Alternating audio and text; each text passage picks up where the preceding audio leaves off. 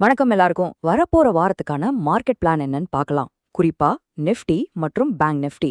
ஏன்னா மார்க்கெட் இப்போ ஒரு ரொம்பவே முக்கியமான ஒரு திருப்புமுனையான கட்டத்துல இருக்கு. வாங்க என்ன நடக்குதுன்னு கொஞ்சம் டீட்டெயிலா அனலைஸ் பண்ணலாம். இப்போ நம்ம எல்லாரும் மனசுலயும் ஒரே கேள்விதான். மார்க்கெட் இவ்ளோ விழுந்திருக்கே, இதுதான் பை த டிப் பண்ண சரியான நேரமா இல்ல இன்னும் கொஞ்சம் வெயிட் பண்ணணுமா? கரெக்டா? கவலைப்படாதீங்க. இந்த அனாலிசிஸ் முடியும் போது உங்களுக்கு ஒரு தெளிவான ஐடியா கிடைக்கும். முதல்ல இந்த வீழ்ச்சி எவ்ளோ தீவிரமானதுன்னு நாம புரிஞ்சுக்கணும். இது ஏதோ ஒரு சின்ன கரெக்ஷன் இல்ல. இதோட வேகமும் அளவும் பாத்தீங்கன்னா மார்க்கெட்ல ஒரு பெரிய பதட்டத்தையே உருவாக்கியிருக்கு. பாருங்க, நிஃப்டி அதோட ஆல் டைம் ஹைல இருந்து கிட்டத்தட்ட 12.16% கீழே வந்திருக்கு.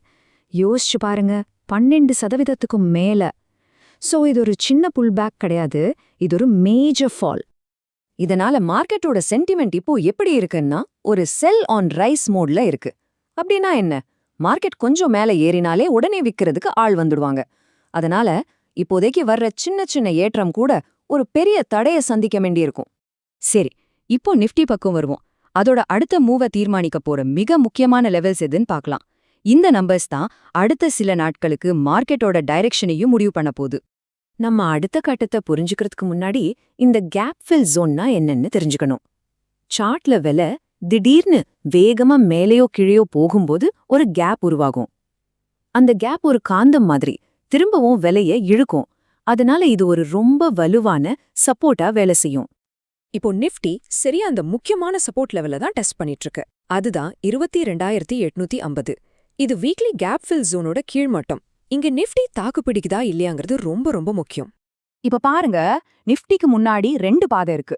ஒருவேளை ரொம்ப முக்கியமான லெவலான 22,007க்கு கீழே டெய்லி க்ளோஸ் ஆச்சுன்னா மார்க்கெட் 19,600ல இருந்து 19,900 வரைக்கும் கூட போக வாய்ப்பு இருக்கு.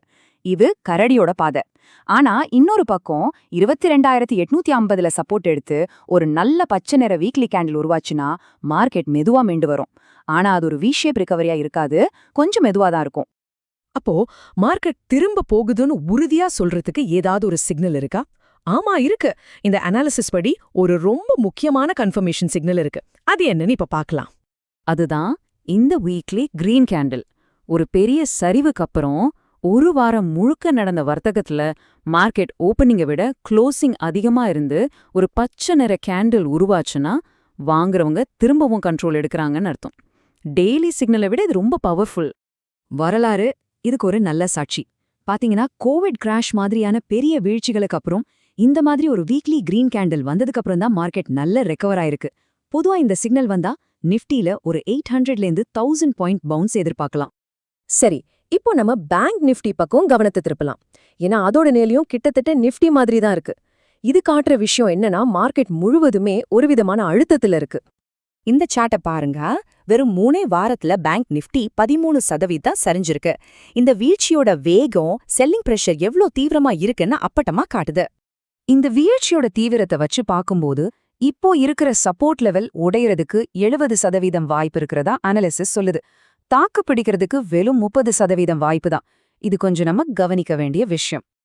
ஒருவேளை அந்த சப்போர்ட் உடைஞ்சா என்ன ஆகும்? பேங்க் நிஃப்டியோட அடுத்த டார்கெட் 51,161ல இருக்கிற கேப் ஃபில் பகுதி.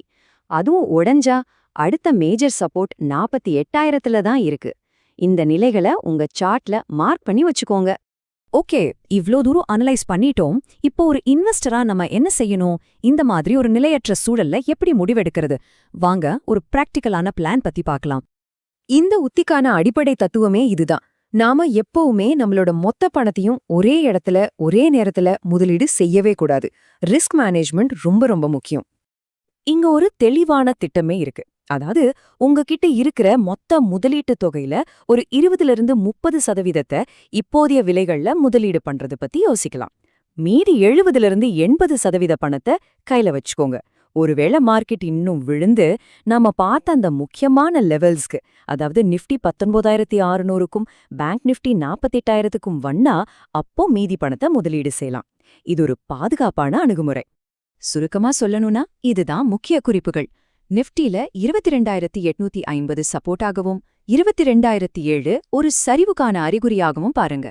பேங்க் நிஃப்டில தற்போதைய சப்போர்ட் ரொம்ப முக்கியம். அது உடைஞ்சா 48,000 வரை போகலாம். எல்லாத்துக்கும் மேல மார்க்கெட் பாட்டம் அவுட் ஆயிடுச்சுங்கிறதுக்கான உண்மையான கன்ஃபர்மேஷன் வீக்லி சார்ட்ல ஒரு கிரீன் கேண்டில் வரதுதான். சோ மார்க்கெட் ஒரு முக்கியமான திருப்பு முனையில நிக்குது. இந்த சப்போர்ட் லெவல்ஸ் தாக்கு பிடிக்குமா இல்ல இன்னும் ஒரு ஆழமான கரெக்ஷன் வரப்போகுதா? வரப்போற வாரம் தான் இதுக்கு பதில் சொல்லும். இந்த லெவல்ஸ மனசுல வச்சு மார்க்கெட்டை கவனமா பாருங்க. ஒரு முக்கியமான டிஸ்க்ளைமர். இங்க நாங்க பகிர்ந்துகிட்ட எல்லா தகவல்களும் உங்களுடைய கல்வி நோக்கத்துக்காக மட்டும்தான். இது எந்த வகையிலும் முதலீட்டு ஆலோசனை கிடையாது.